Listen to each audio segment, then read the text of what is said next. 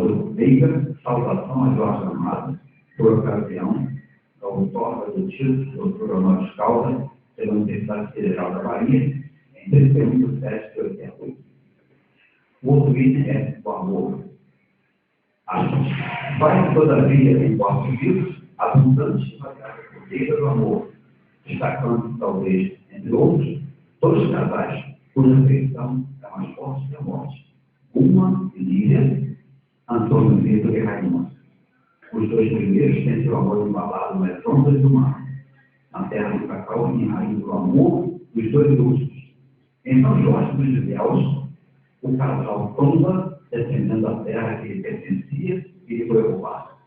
Em Mar Morto, Lília, transformando-se em saberista, cortará as ondas em que desapareceu o companheiro. Outro item, a morte.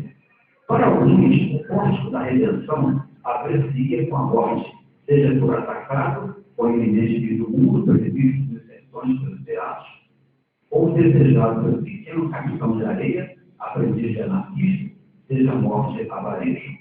Esta, situada no contexto cristão, um tanto distorcido, trazia aos pobres, segundo os sacerdotes amigos dos abandonados, a indenização ou revanche do reino dos céus. Na concepção dos sabeiristas e pescadores, com a morte veio a necessidade dos braços de manjar, valendo afogamento, diz no romance. Essa vida porca, eles levam no cais. Fechando aspas. A linguagem. Em seu projeto de incorporação da linguagem popular, não dispensava as frases feitas, os provérbios, gírias, palavrões. Jorge Amado queria que todo mundo lesse seus livros.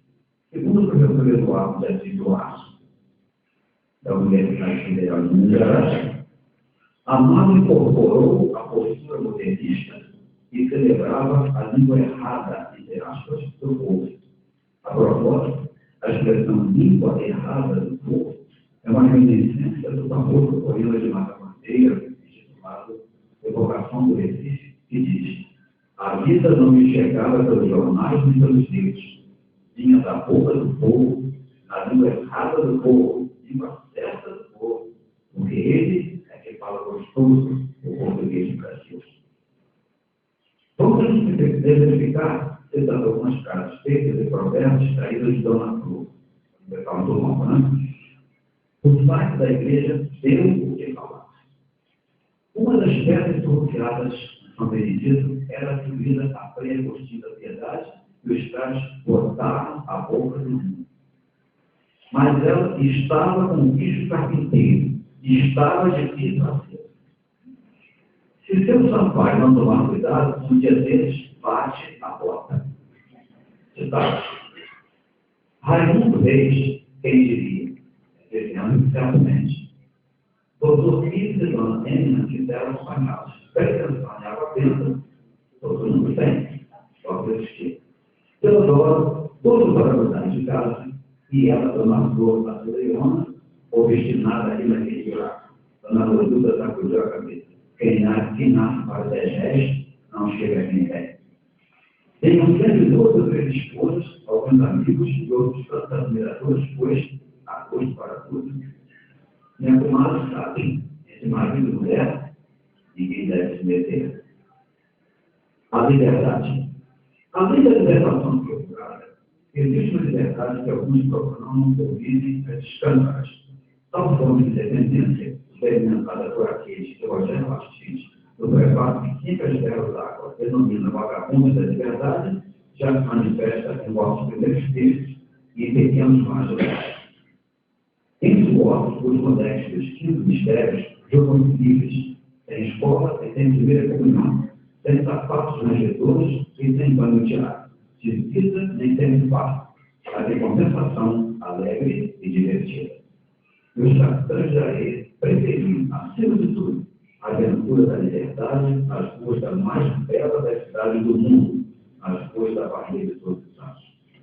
Desde que Jorge Amado lançou Gabriela Cravo e Canela, em 58, e principalmente desde que Sônia Braga a interpretou em 75, ser Gabriela é bem mais que ter um bom papel na TV. É um traço de personalidade. O substantivo próprio, vertido e adjetivo, caminhando. Uma mistura de mar e sertão, cama e mesa, mulher e moderna, inteligência e intuição.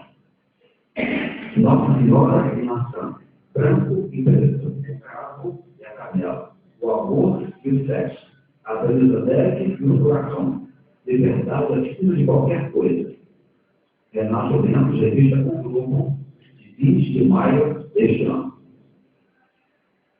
Os biscoitos, do tais, portanto, contra a servidão dos desprezados, dos reprimidos, dos condenados, do tais por aqui cuja vida é considerável o salvo de misérias.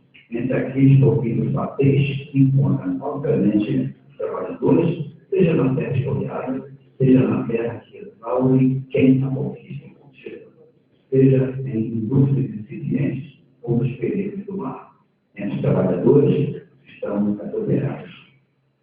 Os vilões em vossos romanos não se encontrariam entre as prostituídas nem entre os brancos matadores, mas entre os fariseus, os que exigem uma superioridade moral. Outras decisões denunciais devem ser entre nós sobre a antiga religião dos escravos. A liberdade de culto, que em vossos dias e outros climas é pedida para outras religiões, pode estar reivindicais em vossos romanos para a religião que nos dê a arte. Porque há bem pouco na Roma Negra, as catacumbas que encontravam nos candomblés, perseguidos quase oficialmente. Os terreiros eram invadidos, os objetos de culto recolhidos da polícia. Salvados por uma das aventuras dos capitães de areia e enfrentar os perseguidores por uma das proezas de perdoações. No que se refere ao sincretismo religioso, vossas ficções retratam imaginosamente a manifesta interpenetração de catolicismo e candomblé. Lívia implora alternadamente Nora e Manjá, a uma oferecendo sabonetes e a outra algumas delas. Mesmo dizendo materialista, Amado era simpatizante do candomblé, feita da qual exercia o posto de honra de ao qual chamou um herdeiro ao qual Afonjá, do qual muito se orgulhava. Eis alguns amigos chamados Pereçava do candomblé. As mães de santo, mãe Elinha, mãe Segora, mãe Menininha de Cantuá, mãe Estela de Pochote, Olga de Alaqueto, mãe Mirinha do Porto, mãe Cleusa de Deus, e o pai do santo Luís da Luriçoca.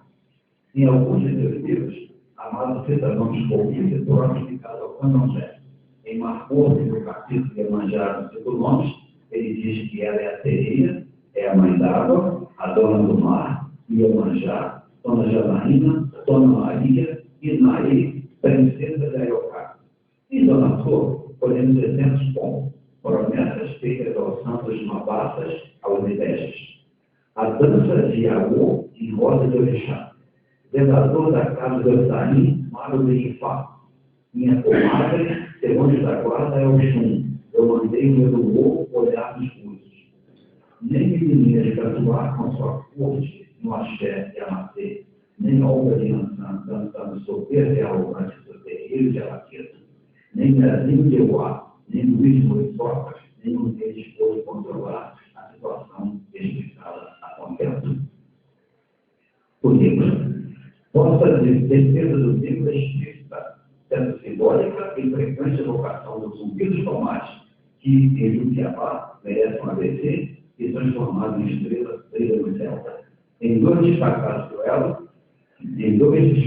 duelos, reabilitais o Homem de Cor.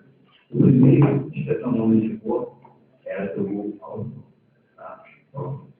O primeiro, em pleno apogeu do racismo ariano, é a luta de boxe no meio do Albino com o pugilista germânico.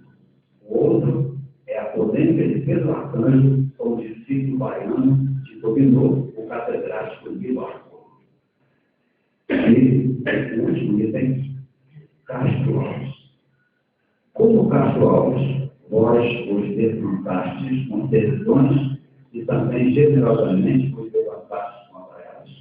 Em vossa luta, poderíeis também apostrofar os deuses desatados, já que um dos votos representativos personagens exclama, transtornado com a existência do mal, onde é que está Deus? A frase está estilizada, né? Uma evidente afinidade indica dois filhos da mesma terra, o poeta e o romancista mais populares do Brasil. Gente, a última etapa da minha palestra seria um papelinho que eu escrevi para identificar autores, mas eu vou suprimir, porque eu gosto muito da minha palestra. Derrubando muito, eu não gosto. Né? Ficaria muito capacito. Vale a pena?